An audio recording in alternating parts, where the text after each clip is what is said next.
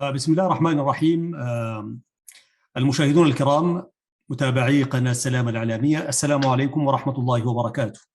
هذه أيام من أيام عيد الأضحى المبارك، أعاده الله علينا وعليكم باليمن والخير والبركات، وأسأل الله سبحانه وتعالى أن يجعل أيامنا كلها أعيادا وأفراح، وأن يوحد كلمتنا نحو الحق وإلى الطريق المستقيم. أحييكم مرة ثانية تحية الإسلام الخالدة، ونسأل الله سبحانه وتعالى أن يجمع أمة الإسلام على الوحدة والتعاون. اليوم سيداتي سادتي هو أول أيام عيد الأضحى المبارك، ويسرني جدا أن أستضيف الشيخ صلاح خيار محمد، عضو مجلس الأمناء وأحد مؤسسي مركز الرابطة أستراليا، حيث هذا المركز أقيمت فيه أول صلاة الجمعة وأول صلاة العيد، عيد الأضحى المبارك، وسيفتتح المركز رسميا في 16 من يوليو من هذا العام إن شاء الله، يعني بعد أيام بإذن الله، لتغطية هذا الحدث واحتفاء وتقديرا وتعظيما لكل الذين يعني جعلوا هذا الحلم واقعا. سأستضيف بعد قليل الشيخ صلاح خيار محمد، فرحبوا به، والتحية له والتحية لمجلس الأمناء للمركز. لحظات ونبدأ معكم هذا البرنامج الخاص بمناسبة عيد الأضحى المبارك. كل عام وأنتم بخير.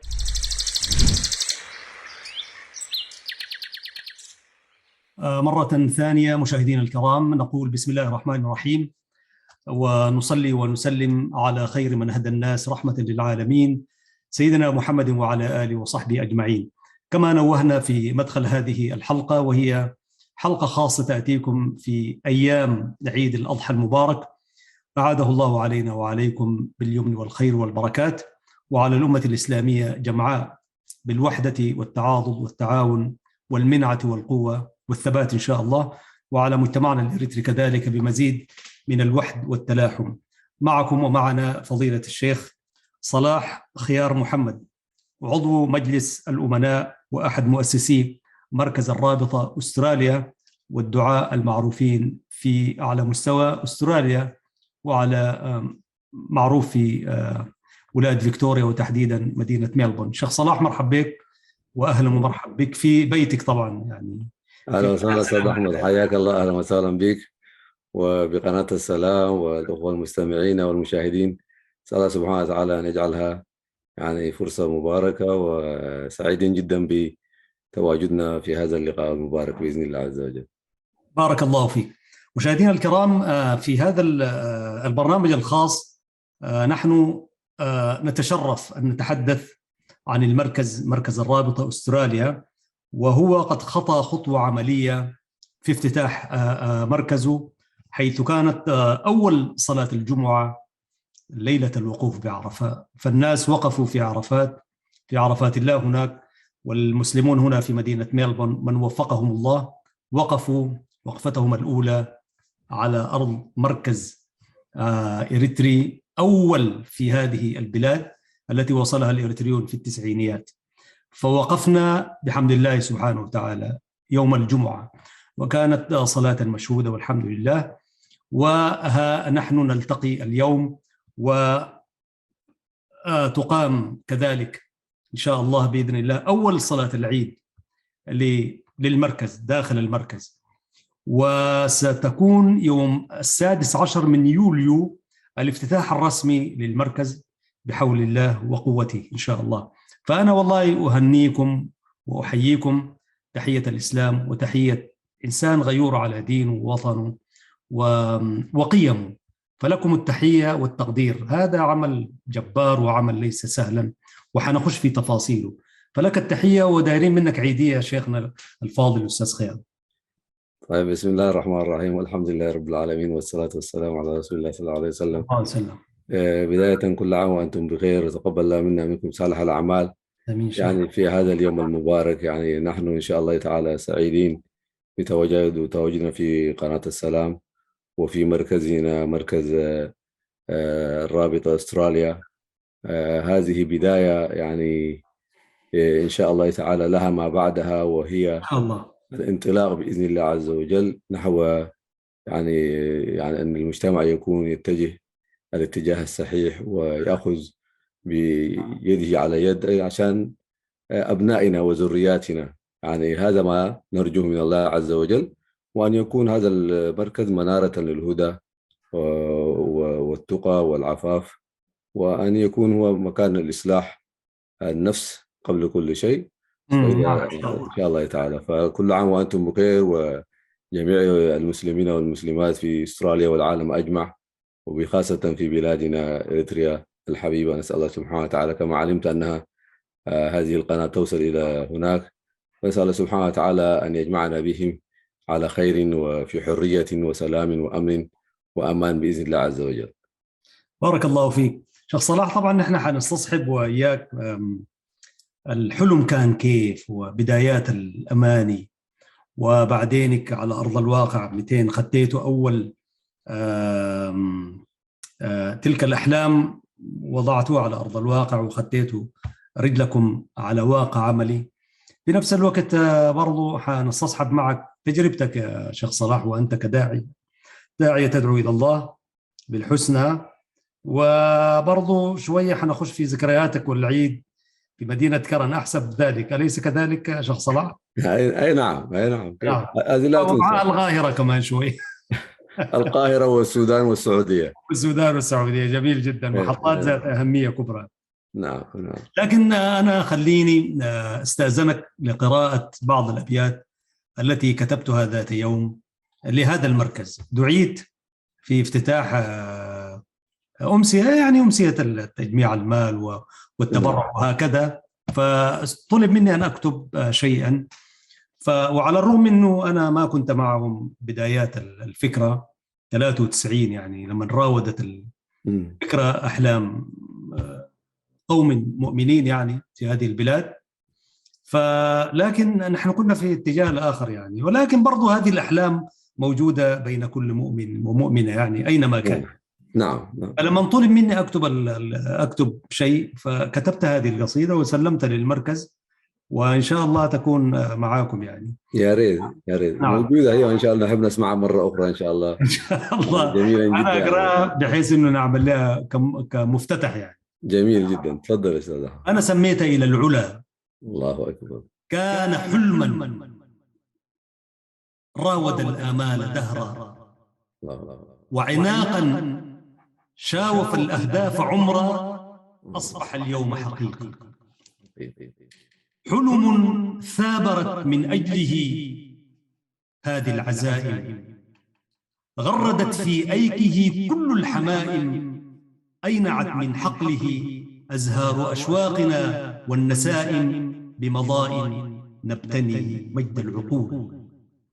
أختي يا شرف الورى هذه يدي.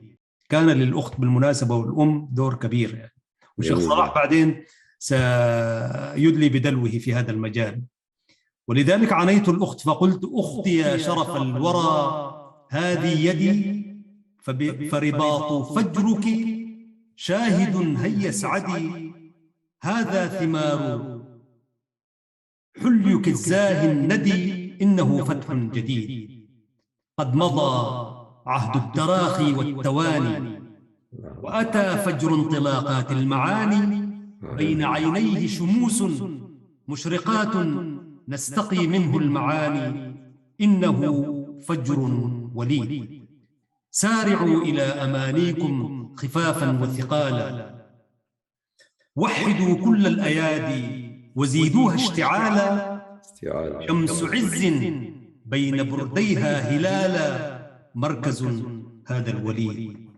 كان حلما أصبح اليوم عبيرا وبريقا، كان حلما أصبح اليوم عبيرا وطريقا، وغدا يشمخ زهوا وبريقا، تنبت الأزهار منه كل ألوان الحقيقة، مركز يروي النفوس. هذا ما كتبته في تلك الأيام، وإن شاء الله أزيد شوية في الافتتاح. يعني ماذا تقول يا شيخ؟ والله شيء جميل، روعة جدا. يعني أنا يوم يوم المناسبة دي كنت مشغول ما سمعتها، ولكن يعني شيء جميل جدا ما شاء الله. طبعا أستاذ أحمد شريف، يعني هذا لا يعود عليك، يعني ما شاء الله عليك. بارك الله فيك. الله يحفظك. وكان المناسبة في مسجد الأتراك في أي سنشاير. نعم نعم نعم كانت مناسبة. نعم صحيح. نأتي اليوم إلى متى راود الحلم أولئك الإريتريون في هذه الديار البعيدة القريبة من نفوس كل إريتريا يتوق إلى وطنه. نعم. صلاح كده أدينا بيوغرافي كده عن الحلم ده راودكم من 200 وأنتم في هذه البلاد. طيب، بسم الله الرحمن الرحيم. الحمد لله رب العالمين، والصلاة والسلام على رسول الله صلى الله عليه وسلم. بداية أستاذ أحمد، اسمح لي لو يعني أبدأ قليلا بداية تواجد الإريتريين في هذه البلاد. نعم كما شئت. هم بدأوا من الثمانينات، يعني سنة 84 أول فوج أتى إلى هذه البلاد سنة 84، وأنا كنت أحد المودعين بتاعهم في القاهرة. فكنا يعني نبكيهم. كنت تتوقع أن يرمي بك الزمان هنا؟ لا لا، لم أتوقع أبدا. كنا نبكيهم كأننا خلاص، كأنهم يعني راحوا إلى الآخرة، يعني كأنهم خلاص انتهوا. يعني هكذا كانت تودعهم الناس. 84 أول فوج قدم لهذه الديار. نعم. بعد ذلك أتى تباعا طبعا، لكن أكثر فوج جاء هو في التسعينيات. فإحنا كنا من ضمن الفوج اللي جاء في التسعينيات. تتخيل كان كل رحلة، كل يوم الأربع في رحلة تجي من القاهرة إلى ميلبورن. يعني كل يوم الأربع، كل أربع كان في طائرة تأتي. وكنا نذهب إلى المطار ولا ندري من سنقابل ونستقبل الناس.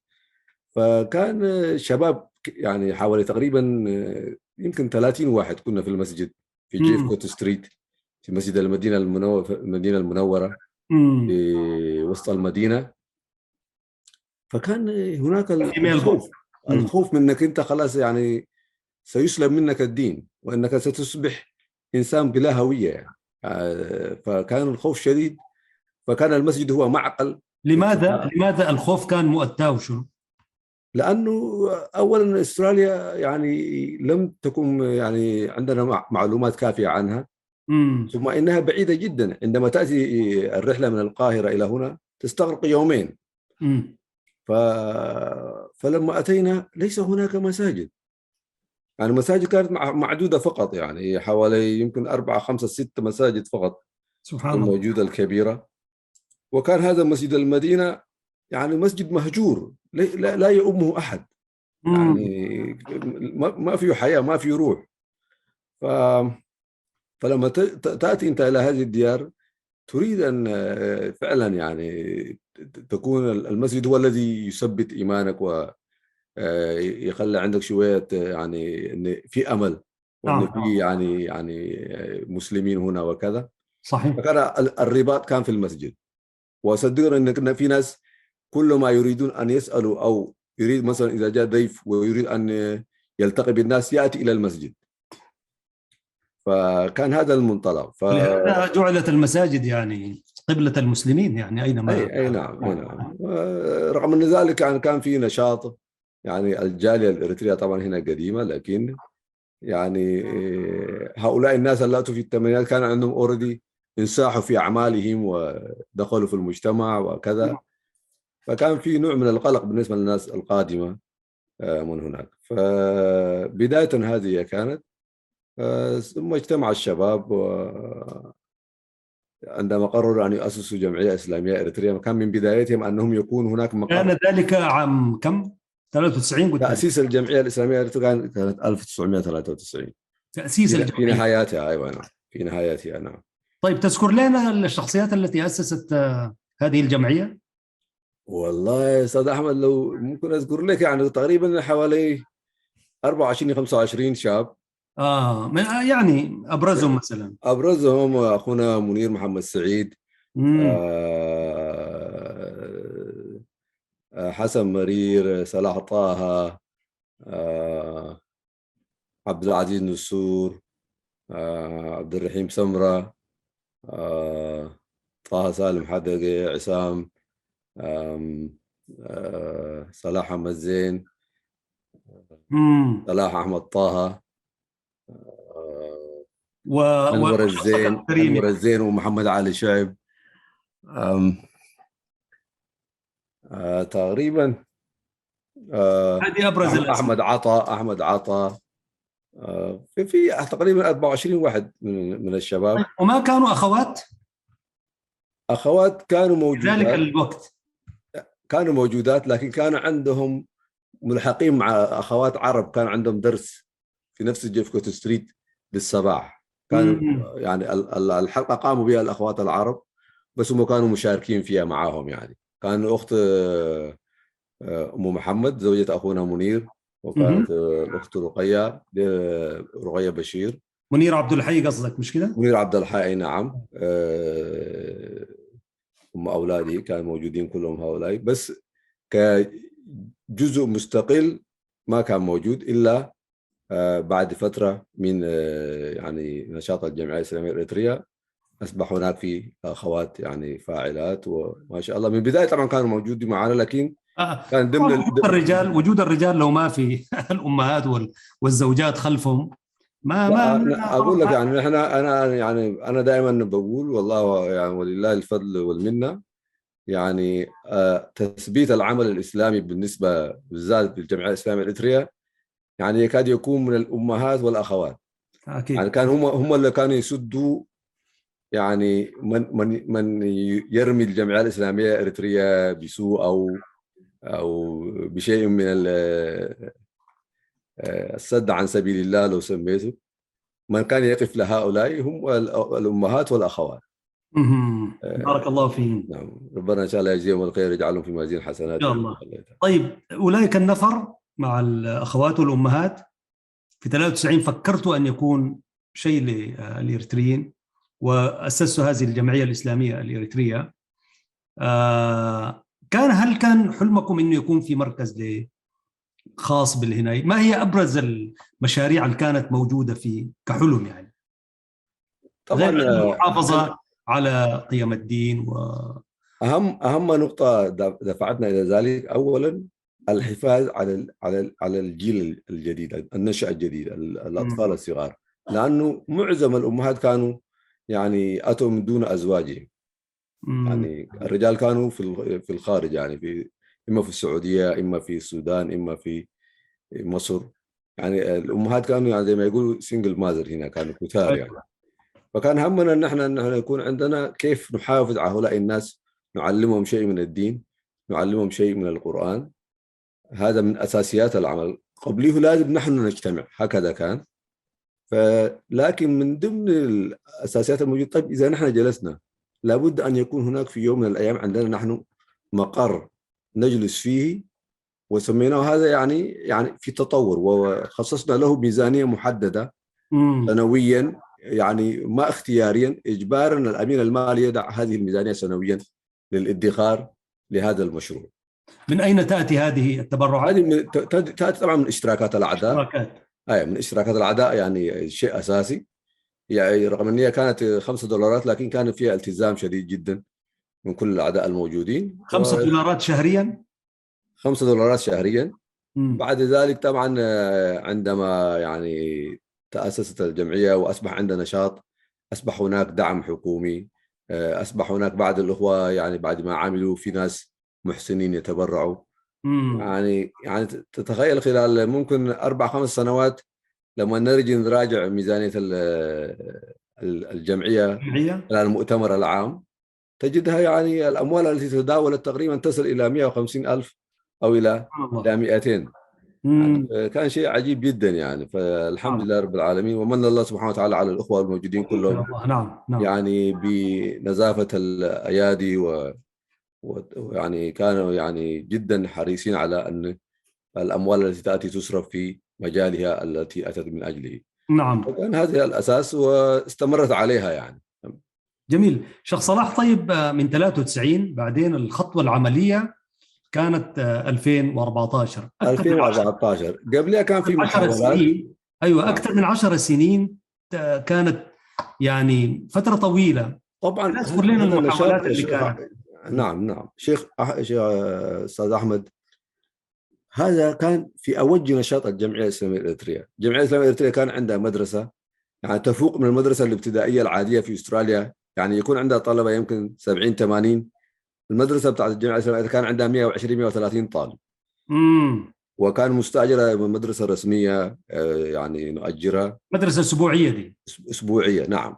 تدرس القرآن واللغة وكذا؟ درس اللغة والقرآن والأحاديث والآداب، كان هذا موجود.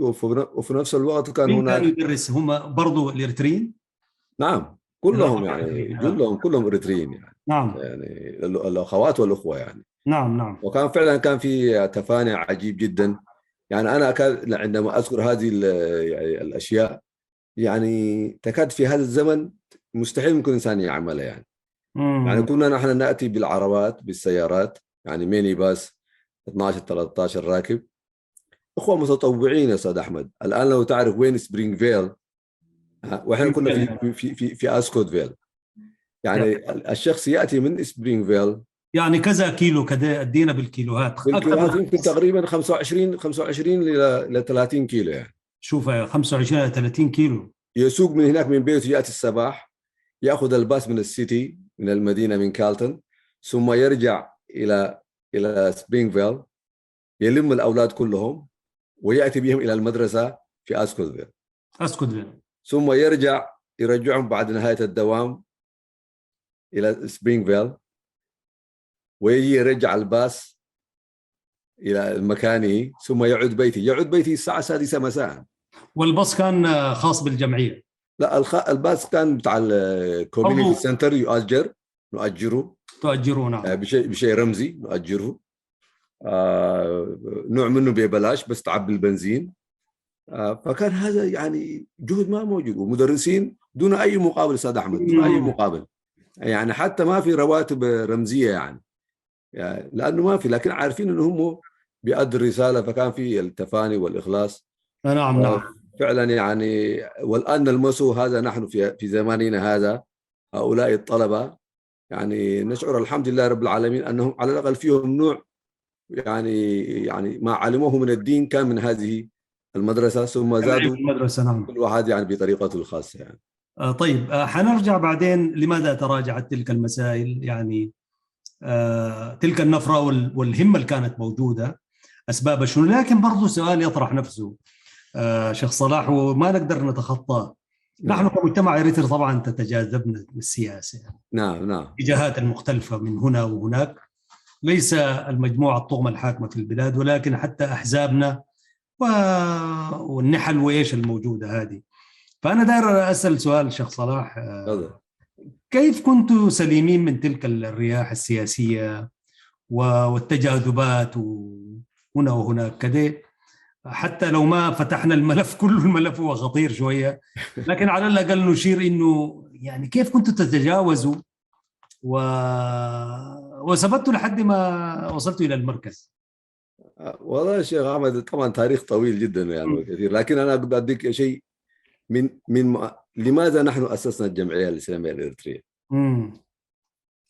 نحن زي ما قلت لك لما جينا شباب في سنة 93 تقريبا، يعني معظمنا جينا 93 الشباب، هؤلاء الشباب، ما عدا أخونا منير وبعد أخونا إسماعيل الإمام وحسن مرير وصالح طه، دي أظن سنة 91 وكذا يعني. لكن معظمنا جلنا أتينا 93.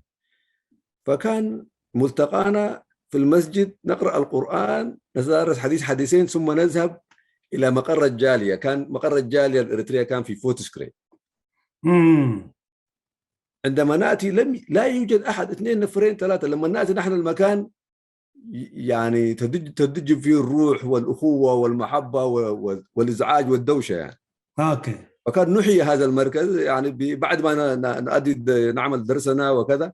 تتخيل عن 30 شاب كانوا في مكان يرحوا ينتقلوا إلى مكان آخر. صحيح. فناس الجالية قالوا خلاص طالما الشباب موجودين وكذا، نعمل مسابقات ثقافية بالليل نمسي بها يعني. فخلاص فكان أصبحت مسابقات ثقافية فيها أسئلة دينية، فيها أسئلة جغرافية، فيها أسئلة معلومات عامة يعني. فأتى مثل في سؤال من الأسئلة يعني، وشيخ أحمد طبعا أنت تعرف تقرينيا يعني، فقالوا يعني دي من السياسة يعني. قالوا زبرقت صحينا زنقس نقوسنا، زي بالمثل ده مثل إريتري، مين قالوا؟ قال سأل هكذا يعني. نسأل الله سبحانه وتعالى أن رد هذا السؤال أن يشفيه وربنا يعافيه إن شاء الله تعالى. أخونا الأخ محمود بشير بارك الله فيه، نسأل الله سبحانه وتعالى أن يرفع عنه ويخفف عنه ويرفع درجاته إن شاء الله ويجعل ما أصابه كفارة له. آمين إن شاء الله. قال يا أخي هذا ليس مثل للإريتريين كلهم، هذا مثل لفئة معينة من الإريتريين. فأصبحت ضجة هناك. فخلاص الشباب انتهت الليلة. جينا الأسبوع الجاي قال يا أخي الجالية ما فيها دين يا إخوانا، ما فيها دين. الجالية ما فيها دين، الجالية لكله يا إخوانا. وفي ذلك الوقت يا أستاذ أحمد لا يوجد مسيحي واحد بيننا. فأصبحنا قلنا يا إخوانا إذا كان هكذا إذا هذا ليس مكان لنا يعني، فلنبحث عن مكان آخر. يعني ما تدخلوا لنا الدين في الجالية. أيوه. فالشباب قال طالما هذا الأمر هكذا أصل الدين عن الجالية. أيوه. فمن هذا النقطة خلاص الأخوة قرروا قالوا طيب إذا كان ما عندنا مقر مثل هذا يجب أن نفعل شيء، وفكروا في تأسيس الجمعية الإسلامية الإريترية. هكذا بدأت الفكرة يعني. جدا. هذه من ضمن العقبات اللي كانت موجودة. أيوه. وبعدين كانت هناك أيضا جمعية اسمها جمعية النور والهداية، قائمين بها الآباء الكرام رحمة الله عليهم، معظمهم يعني انتقلوا إلى دار الآخرة. نسأل الله تعالى أن يعفو عنهم وأن يغفر لهم ويرحمهم إن شاء الله تعالى. نور الهداية دي برضه يعني منطلقات إسلامية. كان هدفها الأساسي أن تقوم بإكرام الموتى. هكذا كان الهدف منها. من أول مؤسسيها مين كده نترحم عليهم جميعا؟ نعم مؤسسيها احنا اللي استاذ شفا نورو، استاذ يوسف طاهر، استاذ يوسف علي خليل، معظم الكبار يعني كلهم كانوا يعني موجودين. يعني من ضمن الاساتذه اللي كان اساتذه واخونا برضو كان موجودين فيها استاذ ادم فرج، محمد آدم فرج يعني الآن موجود معنا، وحتى أخونا الأستاذ محمد جمع حوار شيخ كانوا موجودين. لكن لما كان نحن بدينا كانوا هم كبار السن كانوا موجودين فيها، هم هؤلاء الناس الذين وكلهم يعني الكبار يعني كانوا موجودين فيها. نعم. فزي البسل كانوا البارزين فيها يعني. فإحنا قلنا يا إخواننا طيب جميل جدا أن تكون. فإحنا عندما أسسنا الجمعية الإسلامية الإريترية قلنا احنا سنهتم بالنشء وسنهتم بكل شيء. فقال يا اخي انتم لا تقسموا المجتمع، هذا مرض المجتمع الاريتري، لا تقسموا المجتمع، على طول يذهب الى هذا التقسيم. لا يرى التنوع، لا يرى الاختلاف، لا يرى يعني العطاء المختلف الذي يعطيه الشخص او المجموعه. فقلنا للاباء كلهم انتم تهتمون بامور الموتى ونحن نريد ان نهتم بالنشء. النشء أولى، النشء قاعد يضيع. الإنسان مات يمكن أن يقبره أي إنسان، ليس مهما يعني عندما تقارنه. فأصبح هناك سجال كبير وكذا. ففي نهاية المطاف يعني برضو ما توصلنا إلى شيء، وكل حال ذهب بنفسه. فعندما حصلت أول وفاة هنا ولكن عمليا توحدت الفكرتين في الأخير. في النهاية طبعا في النهاية أصلا يعني هي نفس الشيء يعني. نعم. فعندما حصلت وفاة، أول وفاة لشابة إريترية عمرها 14 سنة، نسأل الله سبحانه وتعالى أن يرحمها. الله يرحمها ويحسن إليها. فالشباب على طول يعني قاموا بمبادرات عجيبة جدا. يعني كل ما كانوا موجودين كل واحد أخرج المبلغ دفعوا رسوم الدفن وذهبوا إلى بريستون وخلصوا الإجراءات كلها يعني. فكان هذا يعني رد فعل يعني جميل جدا منهم، والمجتمع تقبلوا بقبول حسن. يعني قالوا هؤلاء الناس لماذا أنتم يعني تخالفونهم، يعني يفعلون هذا الفعل، لماذا يعني لا تكون يد واحدة وكذا. ولكن في نهاية المطاف أصبحت هناك لجان تقريب وجهات نظر وتفاهم، ولكن في النهاية انتهت كل واحد بسلام، وكل واحد أصبح يعمل في مجاله. جميل. والجمعية الإسلامية الحمد لله استمرت، والهداية والنور لا أدري كيف انتهت لكنها ليست موجودة الآن. جميل. شيخ صلاح خيار، نعم. أذنك في فاصل قصير جدا. تفضل. ونعود بك وبكل المشاهدين الكرام. أيها الإخوة والأخوات، أحييكم مرة ثانية من قناة السلام الإعلامية، وكل عام وأنتم بخير. ومعنا ومعكم الداعية الإسلامية الأستاذ صلاح خيار محمد، ويشرفنا اليوم ونحن نتحدث عن مركز الرابطة أستراليا، وافتتاحه إن شاء الله يوم 16 يوليو، وقد أقيمت فيه أول صلاة جمعة وأول صلاة العيد. نستأذنك شيخنا ونعود إن شاء الله نواصل الحديث. حياكم الله.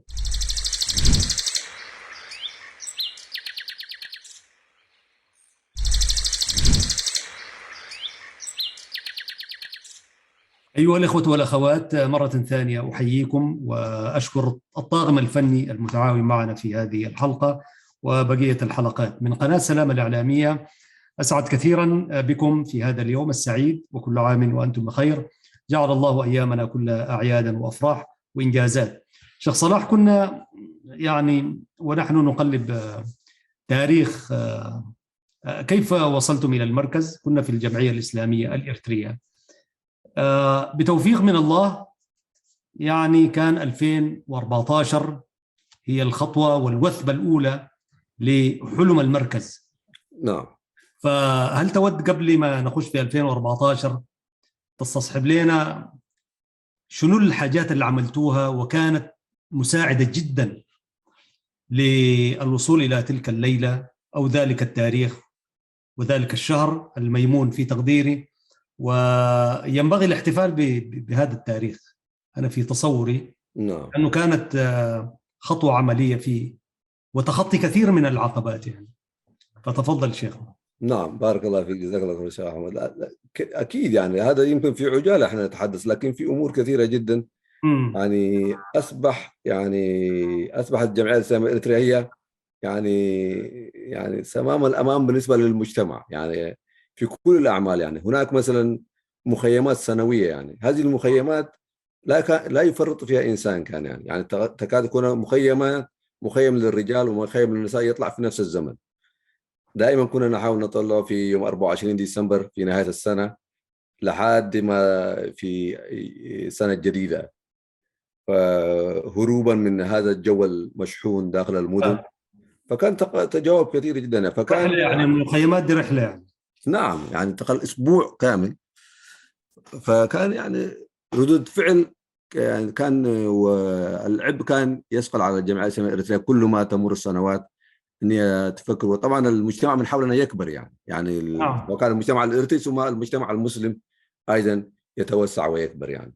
فكان هذا نصب عيننا. فحاولنا محاولة، كان بعض المحسنين أتوا إلى هنا، يعني قدمنا لهم الأوراق وكذا، فهم نصحونا النصيحة، يعني قالوا أنتم لا تسألوا الدعم حتى تمتلكوا أرضا ثم تمتلكوا تصريحا للبناء والاستخدام. هذا كان نصيحتهم. فقلنا خير إن شاء الله تعالى. واصلنا، ثم أتى الأخوة الصوماليين، طبعا أتوا الرجال الصوماليين أتوا من بعدنا فتحركوا وبنوا مسجدهم. فكان هذا برضو من الأشياء المحفزة لنا، كيف هؤلاء الناس أتوا من بعدنا ثم هم يتدافرون هكذا. الشيء الآخر أيضا مسابقة القرآن الكريم أيضا كانت لها يعني من ضمن الأنشطة الجميلة اللي كانت معمولة وحتى الآن موجودة. ففي فترة من الفترات يعني نسأل الله سبحانه وتعالى أن يبارك في عمره ويطول في عمره أستاذ عبد الرحيم أبو ياسر، يعني كان رئيس مسابقة القرآن الكريم للجمعية الجليل أستاذ عبد الرحيم محمود ود الخليفة. نعم له التحية والتقدير، هذا الرجل المربي الجليل والله. نعم. فكان عنده فكرة أيضا هو أنه يكون هناك مقر للإريتريين ويجتمعوا فيه وكذا. أيضا تواصلنا معه وحاولنا نتفاهم وكذا، لكن سبحان الله قدر الله ما شاء فعل، لم نوصل إلى يعني لكن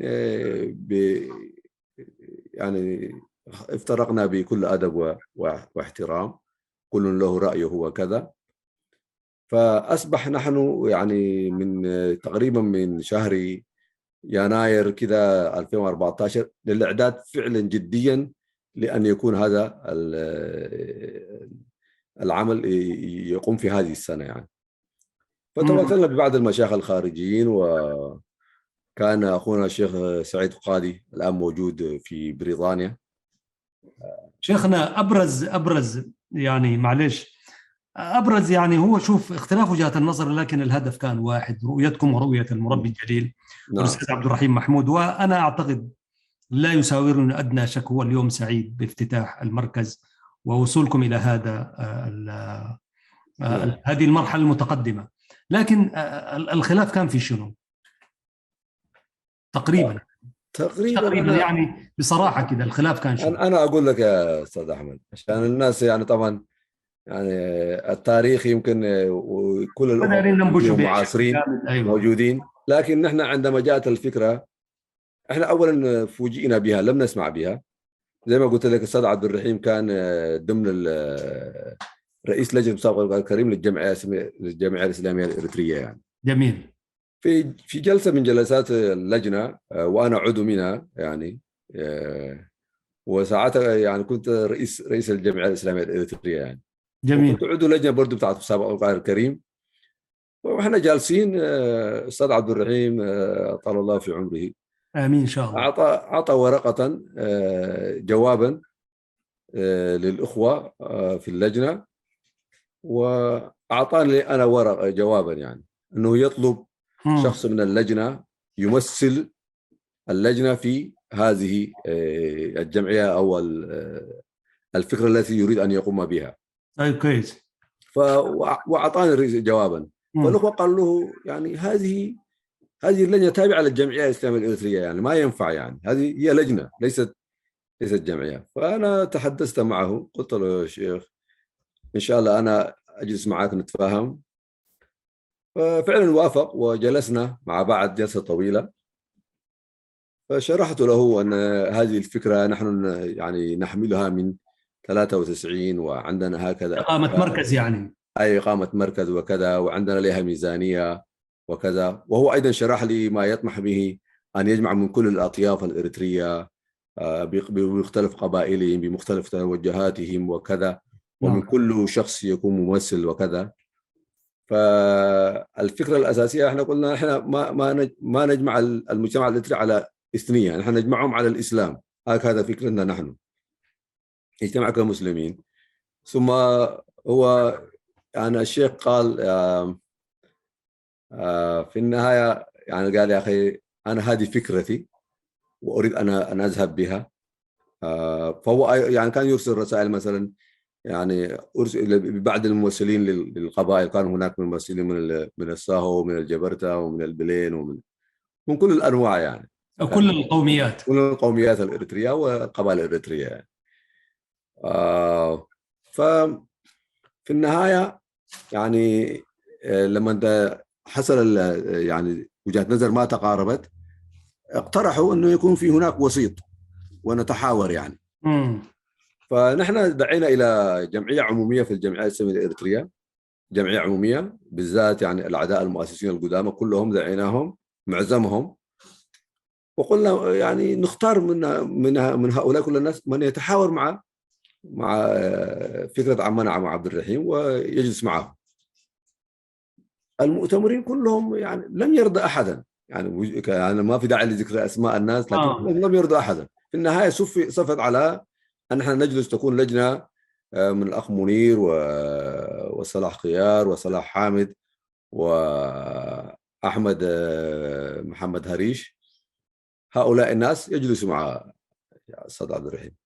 المهم شيخ صلاح احنا ما حنواصل في التاريخ كثير، عشان كده انا اقول لك الخلاف في النهايه كان بكل ادب يعني ما تم، وكل واحد قال بس يعني ان شاء الله في المستقبل نلتقي يعني زي ما قلت انت، احنا في المستقبل ان شاء الله والتقينا الحمد لله رب العالمين. يعني انا في كذا مناسبه شرف الاستاذ عبد الرحيم محمود وبارك جميل جدا يعني وبارك وهو موجود حتى الان وربنا يديه الصحه والعافيه. نعم. وطبعا برضه كان موجود يعني، وسيكون وجوده موجود في الافتتاح الرسمي. هو رجل مربي جليل وله كل التقدير والتجل والاحترام.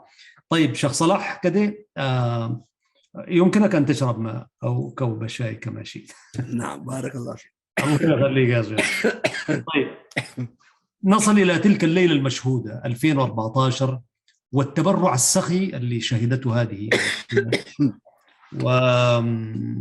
والله يعني نسدي بكل معاني الاحترام والشكر والتقدير للذين يعني تبرعوا تبرع سخي. أنا أقول لك أستاذ أحمد نحن في إعدادنا لم يكن عندنا هدف في جمع الأموال. نعم. بس استأذنك معلش. أبشر. تفضل شيخ صلاح. طيب الأخوة لما حصل كذا قالوا إحنا ما نريد أن نجمع أموالا، نحن نريد أن نجمع المجتمع. نريد في هذا اليوم أن يحضر كل إريتري هذا اليوم. هذا التدشين جميل. وعملناه تقريبا حوالي 3 أيام. اليوم الأول للإريتريين خاصة، كل الإريتريين. ده 2014 يوم 24/4/2014. نعم. وفعلا كثفنا يعني واجتهدنا بكل طاقاتنا الموجودة أن نوصل لكل المجتمعات بكل أنواعهم. والحمد لله وبفضل الله عز وجل أول ليلة حضروا يعني فوق 600. هذا تجمع لم يحصل قبل كده في مكان واحد. نعم. وطبعا الحمد لله ربنا أيضا وفقنا أن احنا الشيخ سعيد قادي، دكتور سعيد قادي ما قدر يجي. فالله يجزيه الخير شيخنا الفاضل الشيخ. تحية شيخنا وقريبنا يعني وحبيبنا. ايوه محمد جمعة بغير يعني محمد ابو الرشيد. تحية ابو الرشيد. نعم شيخنا. يعني طبعا يعني ما قصر معانا، اتى والحمد لله رب العالمين. وعسى ان تكرهوا شيئا يعني هذا من تدابير الله عز وجل ليس بايدينا يعني. احنا يعني استغفرنا الله عز وجل ثم لجأنا اليه ما خالف يعني اتى، فكان وقعه طيبا جدا يعني. يا سلام. فلما رأوا الناس والإعداد الموجود، وإحنا أيضا يعني فعلا أنفقنا أموال في هذه الأيام يعني قرابة 20,000 دولار يعني لهذه 3 أيام يعني. فلما طرحنا الفكرة نفسها كلها وأصبح التبرع يبدأ، نحن ذاته ما صدقنا أنفسنا يعني ما الذي يجري يعني الآن. نعم. كيف يعني؟ فالأخوة قالوا يقولوا كان يحلو لو قلنا ممكن 300,000 لو لقينا، الحمد لله كان يقول هكذا يعني. أيوة. فلما بدأ الشعور يعني شيء لا يتصور يعني. في خلال يعني ممكن نصف ساعة ولا تقريبا يعني 45 دقيقة أصبح المبلغ فوق نصف المليون يعني. ما شاء الله. وبعد كده تتوالت الليلة يعني عامرة حتى أصبحت يعني 1,200,000 أول في ليلة واحدة. في ليلة واحدة. هذا لم تسمع بها حتى نحن جميع يعني الأفعال الأعمال الخيرية التي نحضرها من أجل الدعم لأي مساجد، من كل المساجد اللي كنا نحضرها لم نسمع أن هي تخطت المليون. ومجتمعات كبيرة يعني، مجتمعات ليست كمجتمعات المجتمعات الصغيرة يعني، مجتمعات عربية، مجتمعات الأتراك، مجتمعات الألبان، لم نسمع هذا. نعم أيوة. وأصحاب إمكانيات عالية يعني. يعني الناس يعني سبحان الله ذلك اليوم ما شعروا به في ذلك اليوم أي واحد حضر، بل أي واحد سمع بهذا الخبر يعني شيء يعني يكاد يكون يعني سبحان الله. عشان كده نحن نقول كلها أيام الله سبحانه وتعالى طبعا. جميل. لكن هذا اليوم ينبغي والله تقديره يعني، وشكرا لله سبحانه وتعالى. أكيد يعني هذا ليس من تدابير البشر يعني، هذا في اعتقاد ليس من تدابير البشر، ولكنه اطلع يعني هؤلاء الناس اطلع الله سبحانه على قلوبهم وعلى نياتهم فسخرهم وسخرهم لهذا اليوم يعني. نعم يعني سبحان الله يعني. فبفضل الله عز وجل. واليوم الذي بعده كان لكل المجتمع المسلم والجهات الحكومية الرسمية الموجودة، البوليس، البرلمان، كان في قاعة كبيرة جدا أيضا حضروه. كذلك يمكن في قرابة يعني حاجة بتاع 600 أو 700 ألف هكذا كان موجود يعني. ما شاء الله. فشيء كبير جدا يعني. ومن تلك الأمسية أنتم يعني خلاص بقيتوا قاب قوسين أو أدنى من امتلاك أرض باسم. جميل. هذا والشيء الجميل كمان يعني المبالغ الأولى يعني تقريبا حوالي يمكن 700 ألف ولا كذا، يعني خلال شهرين ثلاثة يعني جمعت. وهذا أيضا كان من الأشياء المفارقة، يعني الناس الذين يتبرعون يعني لا تجمع أموالهم بسرعة يعني. والشيء الآخر أستاذ أحمد اللي ذكرته يعني كما أفردت لهم في قصيدتك الأخوات. الأخوات كان عندهم يوم مخصص لهم، اليوم الثالث، فما أتوا به من حليهم وما يتجملون به يكاد يفوق الخيال يعني سبحان الله. نعم، يعني شيء نعم عجيب نعم. جدا يعني. لهم أنا لم أرى التحية مثله والتقدير والله. نعم نعم. حتى الآن في ميلبورن لم أرى مثله في مثل هذا التجمع. نعم. فكان هذا أيضا يوم يعني مشهود. نعم. وفي نفس الوقت الأخوة يعني ارتفعت همتهم وبدأوا يعني حثيثا جدا يسعون في إيجاد الأرض. نعم. وتمكنتم في الأخير من شراء أرض في مساحة 5 أفدنة. 5 فدان. نعم. اللي هي تقريبا أكثر من 20,000 متر مربع. حاجة ما يعني يعني سبحان كبيرة الله. هذا توفيق من الله يعني، ما في نعم شك. والله. نعم. طيب الآن وأخذت التصديق الكامل، يعني كل الإجراءات اكتملت قبل فترة نعم قريبة طبعا. ومن ذلك الوقت من 2014 لحد قريبات كده كنت برضو في إجراءات التسجيل الرسمي وخروج الملكية، نعم. شهادة الملكية يعني للأرض باسم المركز. باسم أليس؟ المركز، أيوة نعم، نعم باسم المركز نعم. نعم. ال... طيب نعم تفضل فضل. شيخ صلاح. الشيء العجيب هو شيخ أحمد، يعني التسريح الذي أخذه مركز الرابط أستراليا لم يكن له مثيل في فيكتوريا على حد معلوماتي أنا.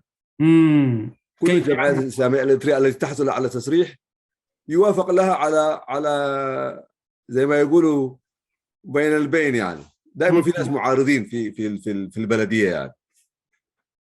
أما مركز الرابطة يعني الأخوة اجتهدوا اجتهاد جميل جدا قبل ما يحصل التصويت عليه.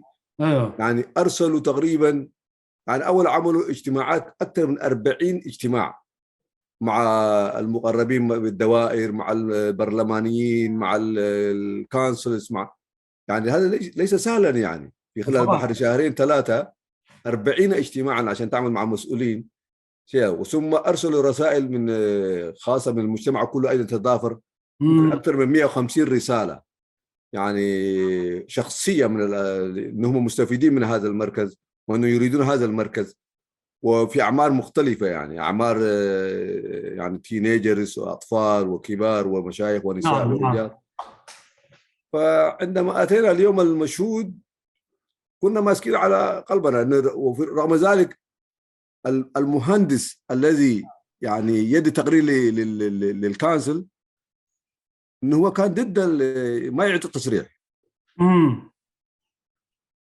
رغم ذلك لما جينا في الاجتماع، لما جو في الاجتماع زي ما رايت شهاده الناس كلها بالاجماع، كل الكونسلز كلهم صوتوا مع مشروع الرابطه. يا سلام. بما يعني فيه المهندس ذاته.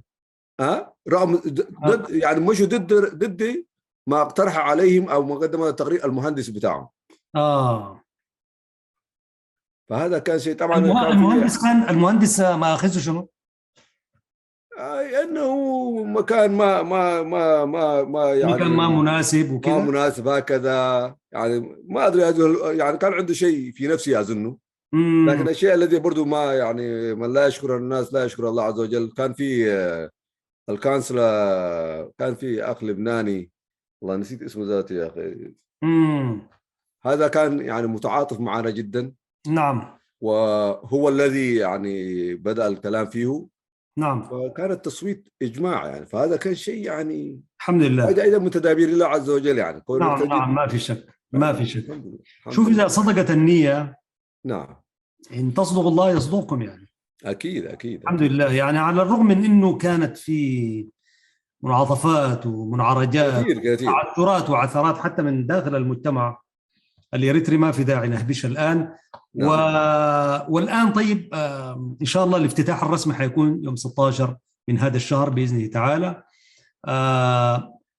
إيش المحتويات اللي حتكون في المركز يا شيخ صلاح؟ لأنه المشاهد اليوم يتساءل، يعني هذه المساحة الكبيرة، وربما يكون المساحة المركز الأول بالنسبة للإريتريين في المهاجر، يمتلكوا أرض باسمهم وبهذه المساحة. أكيد. أنا أعتقد حسب معلوماتي يعني أكيد يمكن ده الوحيد، ده رقم واحد يعني. فماذا سيحتوي هذا المركز حسب الخطة الموجودة؟ طيب. خليني أقول لك بداية، يعني كنا نبحث عن أرض فادي يعني ليس فيها شيء. هذا أيضا من إكرام الله عز وجل. هذه نعم. الأرض التي نحن يعني الله سبحانه وتعالى جعلها من نصيبنا فيها 2 هاوس، 2 بيت، 3 غرف كل بيت ما شاء الله. وفيها يعني زي مستودع كبير. أدونا فيها غرفة واحدة يا شيخ صلاح. أدونا فيها غرفة. ولا يهمك إن شاء الله. ربنا يزيدكم، تفضل. كل هذا شيء يعني ليس بأيدينا يعني، سبحان الله. والآن نحن قبل ما نجد هذه الأرض عندنا خطة ماذا نريد أن يكون في المركز. جميل. الآن بحكم الواقع الموجودين فيه سنستخدم المكان كما هو. هذا الشيد الكبير، هذا المستودع الكبير، أيوة. أصلحنا نصفه. هي المرحلة الأولى أن نصلحه كله للاستخدام، لكن الميزانية طبعا ما موجودة، فتم نعم. إصلاح نصفه. وهذا النصف سيكون يعني صالة متعددة الأقراض. جميل. سيكون فيها الصلوات، سيكون فيها المحاضرات، ستكون فيها المناسبات. نعم. ستكون صالة رياضة. ممتاز. هي هذه يعني هذا الشيء، هذه المرحلة الأولى. إذا أكملناها سيكون المستودع كله نعمل بهذا الشكل، سيكون كبير جدا. سيكون فيه يعني زي ما يعني أماكن يعني لكرة قدم الداخلية، ثم كرة الصلة، وأيضا تقام فيه الصلوات ال5 يعني إن شاء الله. يعني وفي خطة للمسجد طبعا. هذه المرحلة. المرحلة الثانية أن يكون هناك بناء المسجد. تقريبا هذا المسجد يمكن يتسع حوالي، حتى الآن الموجود في حدود 350 شخص إلى 400. ثم ملعب رياضي خارجي. هذا طبعا. نعم. المرحلة الثانية هذه المرحلة الثانية. المرحلة الثالثة أن يكون هناك قاعة كبيرة جدا، قاعة أفراح، برضو قاعة متعددة الأقراض، لكن نبنيها بمواصفات حديثة. يعني أن تكون هي قاعة محاضرات وقاعة رياضة وقاعة مناسبات، وأيضا تكون امتداد للمسجد. يعني المسجد سيبنى أمامها اتجاه القبلة، وهي ستكون خلفه. يعني عندما يأتي من هذه المناسبات الكبيرة مثل الأعياد ومثل صلاة الجمعة، إذا اكتز الناس في المسجد فتفتح الصالة، تبقى هي تابعة لصلاة. تقريبا المسجد والصالة يمكن يشيل حوالي 1000 مصلي أو أكثر كذا يعني. إن شاء الله. هذه المرحلة الثالثة. ومعها طبعا سيكون هناك مكان لإكرام الموتى، المقصلة وما يتطلب من هذا الجهاز. جميل. وهل هناك مرحلة رابعة؟ نعم، هناك المرحلة الرابعة اللي هي المرحلة الاستثمارية. هناك سيكون يمكن الفكرة الموجودة أن يكون في، عشان يكون في رعي للمركز، بناء مساكن، مطعم يعني رسمي، إما يتم تشغيله عبر المركز أو إما تأجيره، يتم تأجيره لمن يستثمره هكذا. هناك أيضا كانت فكرة أن يكون هناك في مسبح للنساء والرجال، لكن هذه يعني المساحة لا تتسع لهذا. لكن إن شاء الله تعالى يعني دي الاربع خطوات المراحل الموجوده بالنسبه للمركز باذن الله عز وجل. وقد تعقب كذلك مراحل، في كل مرحله حيكون في تجربه اكيد طبعا اصلاح وكذا، والمساحه هي ضخمه عزيزي المشاهد. نعم. ان شاء الله يوم كذا نحن نصور ونوريكم منه جزء ان شاء الله في يمكن يوم الافتتاح. يا ريت حنصور ان شاء الله وندفع بهذا الاتجاه باذن الله. جميل. شيخ صلاح، نحن سعدنا بلقائك، عندنا دقائق ونكمل معك هذا الحديث. نحن دايرين نفتح من هذا البرنامج كذلك مجال هذا الخير لكل من يأنس في نفسه الكفاءة ويبتغي وجه الله، يعني أن يدعم هذا المركز، سواء كان من الناس المقيمين هنا في أستراليا أو خارج أستراليا عزيزي المشاهد وأنت تشاهد. فإذا في واحد مثلا داير يتبرع يا شيخنا ويقدم صدقة جارية بالنسبة له ولآله ولموتاه وكذا ويدعم هذا المركز، هل المجال مفتوح؟ جميل جدا، وهذا نحن الذي سنسعى إليه. حتى الآن نحن لم نخرج، يعني طبعا الصدقات مفتوحة هنا في الداخل بكل فئاتها، لكن لم نخرج للخارج حتى الآن نحن، لأنه الخارج يحتاج إلى أدلة دامغة وإلى إثباتات دامغة أن هذا العمل على قدم وساق وموجود في واقع الأرض. نعم. ويعمل يعني، وهذا اللي احنا الذي الحمد لله رب العالمين ربنا سبحانه وتعالى الحمد لله ثبت. نعم يعني عندنا الأرض وعندنا التسريح، وأيضا بدأنا نصف المرحلة الأولى يعني الحمد لله. نعم. وزي كما قلت الاحتفال بالتحفيز سيكون يوم 16 كما أعلن. نعم. لذلك بعد ذلك هو الانطلاق، ولكل من أراد فعل الخير. يعني الآن نحن والله شيخ أحمد لما ندخل في مساجد بنيت سنة 1960 سبحان الله. نعم. أول أيام لما كنا ندخل فيها والله شيخ أحمد ما ندعو ولا زلنا ندعو لهم لهؤلاء الناس الذين بنوا هذا المسجد، لن نعلمهم يعني إخواننا في الله سبقونا يعني، لكن نعم. ندعو لهم والله لأنهم كانوا بعد الله عز وجل تثبيتنا على هذا الإيمان. يا سلام. فنحن هذا مجال الإنسان يقدمه لنفسه، يعني مجال الخير، يعني لا تدري أي فعل يدخلك الجنة. فما تقربوا به إن شاء الله تعالى، بالذات إخواننا يعني في الخارج يعني يعلمون كثير من أهل الخير والصلاح، فإن شاء الله تعالى المجال مفتوح، وإن شاء الله تعالى نتواصل بكم، وممكن يعني نعطي رقم الحساب إن شاء الله تعالى. والله نحن يشرفنا إن شاء الله، وندعم هذا المركز قلبا وقالبا وبكل الاتجاهات، وهذه المقابلة تأتي في هذا الاتجاه، لأنه ومن أحسن قولا ممن دعا إلى الله وعمل صالحا وقال إنني من المسلمين. نعم. وأي عمل إسلامي كمركز فيه مسجد وفيه يعني حتكون فيه فصول لتعليم الدين والناس أمور دينهم وتذكيرهم وتعليم اللغة العربية وغيرها، وكثير من البرامج التوعوية والتثقيفية. ويكون إن شاء الله يكون برضو عندكم أنتم إن شاء الله كخطة، يعني يكون عندكم مرصد إعلامي تتوجه. أكيد يعني الآن احنا طبعا بدأنا طبعا قبل قدوم حضرتك كان أخونا الشيخ الأستاذ شهابي. نعم. يعني احنا عندنا الوثائق كلها حقتنا معاه، يعني بتصوير بصوت وصورة يعني. نعم. فإن شاء الله الفكرة الموجودة أن يكون هناك داخل المركز يعني ده استوديو يعني إذاعي يعني أو تلفزيوني على حسب إن شاء الله تعالى في المستقبل لابد، لكن أن يكون هناك يعني لأن هذا الروح التواصل الآن يعني الإعلام مهم جدا. نعم. وبالذات نحن يعني كانت مشكلتنا طوال هذه السنوات يعني لم يعني نوفق توفيقا كاملا في جهة الإعلام. لذلك نحن نحس بتقصير ونحس بتأنيب الضمير، ولذلك سنعمل له، لأن هذا هو المفتاح يعني. فبالتالي إن شاء الله تعالى، ومن هذا المنبر أنا أدعو حضرتك والأخوة إذاعة صوت إريتريا أنهم كل هذه المشاريع إن شاء الله تعالى. إن شاء الله بإذن الله. في الأخير شيخنا، طبعا أنا في يوم من الأيام كان عملت لقاء مع واحدة من الإدارات اللي مرت في طريق المركز يعني. نعم. ولهم التحية كلهم، يعني يمكن دي الإدارة الثالثة أو الثانية اللي قاعد أشهدها أنا مما جيت. نعم. الثالثة تقريبا. وفي تغطية لإرنا الدولية الإذاعة ومجلة الوسط الأسترالية. نعم. فسألتم لماذا الاسم مركز الرابطة أستراليا؟ الرابطة هل هو ربطا بتاريخ؟ في واحدين ما يحبوا يهبشوا الحاجة لكن في هذا اللقاء وفي قناة سلام أنا يعني أحب أسمع من حضرتك، لأنه تاريخ الرابطة الإسلامية في إريتريا مرتبط بمفهوم الحرية والاستقلال والانعتاق أكيد والتمتع بكل هذه العناية. فأنا ما أعرف واحدين ليه تحسسوا من كونك تربط الحاضر بالتاريخ وتنطلق إلى المستقبل، والمؤمن في رباط يعني دوما يعني أينما كان. أكيد.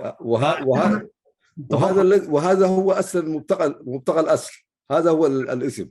يعني كان في أسماء كثيرة جدا طرحت في بدايته، ولكن هذه التسمية لها مدلولات يعني تربطنا بتاريخنا الإسلامي في إريتريا وبما قام به آبائنا وأجدادنا، وطني من توحد المسلمين، وعندما توحدوا كيف كانت قوتهم، وهذا ما نرمز إليه. ثم نفس الكلمة هنا أيضا تربطنا في أستراليا مع جميع إخواننا المسلمين، فهي مرحبة.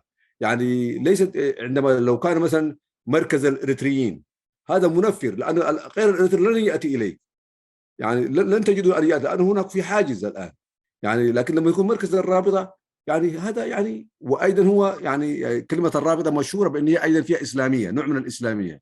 نعم ما تستطيع أن تقول إسلامي، لو قلت إسلامي تكون في نوع من أيضا عدم أداءك للرسالة داخل هذا المجتمع الذي أنت تعيش فيه، تريد أن تدعو هؤلاء الناس.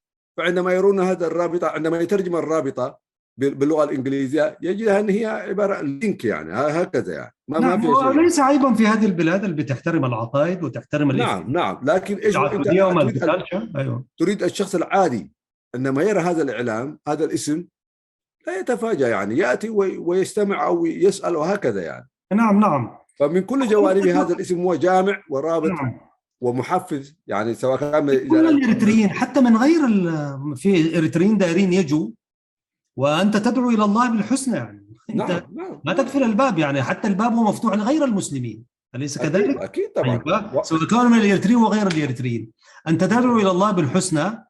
وتقول يا أخي هذا دين يعني، وهذه دعوتي لكم. نعم. أستاذ أحمد، أحد مقومات جلوسنا نحن هنا في هذه البلاد أيوة أن ندعو إلى الله عز وجل. نعم إذا لم ندعو إلى الله عز وجل فما في جلوس في هذه البلاد التي هي أحسن. نعم التي هي أحسن. فبالتالي من ستدعو؟ هؤلاء الناس لن يأتوا إليك إذا كان عندك يعني. وبعدين في شيء آخر يعني، نحن قبل كده لما كنا في الجمعية الإسلامية الإريترية أيضا استفدنا من هذا التاريخ. عندما كنا نقدم طلبات، مثلا قدمنا طلب إلى مجلس الاتحادات الإسلامية في أستراليا هنا يعني أفيك. طيب طلبنا منهم دعم، قال يا أخي أنتم اسمكم ليش اسمكم إثني يعني؟ ليش في إثنية يعني؟ أنتم مش إسلاميين؟ ليش فيكم إثنية يعني؟ ليش الجمعية الإسلامية الإريترية يعني؟ فقالوا يا هذا ما ينفع يعني، ما يخلي اسمكم يكون في إسلام عام يعني. فكان أيضا لاحظنا أن هذا برضو ما يرحب يعني بالآخرين يعني، من تجربتنا على الجمعية الإسلامية الإريترية يعني. وحسب علمي يا شيخ صلاح، وأرجو التصحيح، حسب علمي الأخوة المسيحيين في هذه البلاد الإريتريين يعني اشتروا قطعة أرض، أعتقد عندهم كنيسة. نعم أيوة، ونحن نحييهم من هنا، هذا دينهم وهذا خيارهم. ففي واحدين يفتكروا إنه المركز ده يعني خصما على مفهوم الوطنية يعني دائما نحن عملنا دائما في السياسة ما في شك، ونشتغل في السياسة وهذا الدين، لكن نحن برضو نفهمه والحمد لله. شيوخنا شيخ صلاح وغيرهم وعلمنا الدين أنه يعني ارتباطك بدينك وبقيمك لا يعني أنك أنت قاعد تكفر بالانتماء الوطني. ماذا يعني الوطن أنت إذا ما تحيي فيه قيمك؟ ونحيي والله أنا شخصيا أحيي الإخوة المسيحيين حسب فهمهم، وقدروا حتى يعملوا فيها، بيشتروا أرض وبنوا كنيسة. فما الذي يمنعك أنا كمسلم أنت تعتز بإسلامك وتشتري أرض وتبني مسجدك وتبني فصولك، تبني قيمك الإسلامية؟ أنا في بعض الأخوة شيخ أحمد حدثوني أن في بعض الأخوة المسيحيين الإريتريين لما سمعوا بهذه الليلة المباركة، ليلة تدشين المشروع وهذا المبلغ، قال يا أخي نفخر أن الإريتريين يكون عندنا هكذا يعني. شوف هم يفخرون بهذا الفعل يعني. بينما آخرون قابلت واحد منهم قال لي يا أخي والله يا أخي العمل الذي أنت عملته يعني مش احنا الدولة ما تستطيع ان تعمله، كيف عملتوا هذا العمل هذا؟ سبحان هم الله. ايضا يعني الدين ليس نكبر هذه يعني المسألة. نعم نعم نعم نعم، نعم. فبالعكس يعني هذا شيخ هو. صلاح إن شاء الله طبعا، بارك الله فيك. دائما أنت تدعونا إلى الخير، ولقائك دائما معنا، وإن كان نحن مقصرين معاكم. هذا أول لقاء نعمله مع شيخ صلاح خيار، على الرغم نحن جرينا وراءه كثير، لكن الشكر للمركز. وأنا إن شاء الله ده ما آخر لقاء معك شيخنا، إن شاء الله. ولا آخر لقاء بالنسبة للمركز. أحييكم وأهنيكم التهنئة التي تستحقونها، ونحن معكم، ولن يتركم الله أعمالكم بإذن الله. آمين. إن شاء الله إلى الأمام. ألف ألف مبروك يا شيخنا. الله يبارك. ونختم هذا اللقاء بدعاء إن شاء الله ربنا يتقبله. فنحن نؤمن وراك يا شيخنا، وادعو لنا والمشاهدين الكرام. طيب، جزاك الله كل خير. بسم الله الرحمن الرحيم. الحمد لله رب العالمين، والصلاة والسلام على رسول الله صلى الله عليه وسلم. اللهم يا ذا الجلال والإكرام يا أرحم الراحمين يا أكرم الأكرمين في هذه الأيام المباركة، يا ذا الجلال والإكرام خذ أيدينا أخذ الكرام عليك يا أرحم الراحمين. اللهم يا ذا الجلال والإكرام أجمع شملنا وألف بين قلوبنا كما ألفت بين قلوب أصحاب نبيك محمد صلى الله عليه وسلم. الحمد لله الذي بنعمته تتم الصالحات. الحمد لله الذي أن وفقنا إلى بلوغ هذا الأيام المباركة، وأن يكون أول يوم صلاة جمعة في مركز الرابطة يوم الجمعة القادم إن شاء الله تعالى. نسأل الله سبحانه وتعالى أن يبارك فيه، وأن يجعله منارة للهدى، منارة للإسلام والمسلمين. نسأل الله سبحانه وتعالى وأن يجمع فيه تجمعا المسلمين أجمعين على خير، على محبة وأخوة صافية بإذن الله عز وجل. اللهم يا رب العالمين يا ذو الجلال والإكرام، كما جمعتنا في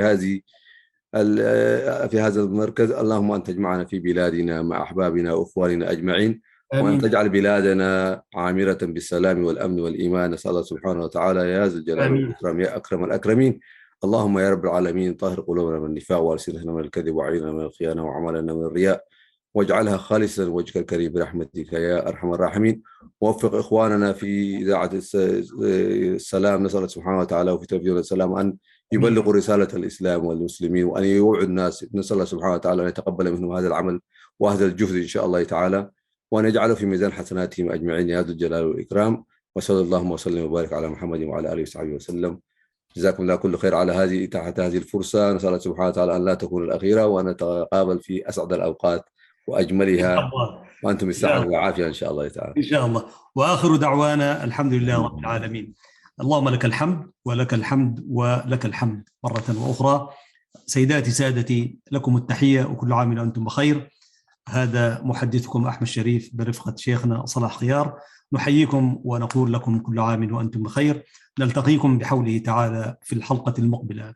السلام عليكم ورحمة الله وبركاته.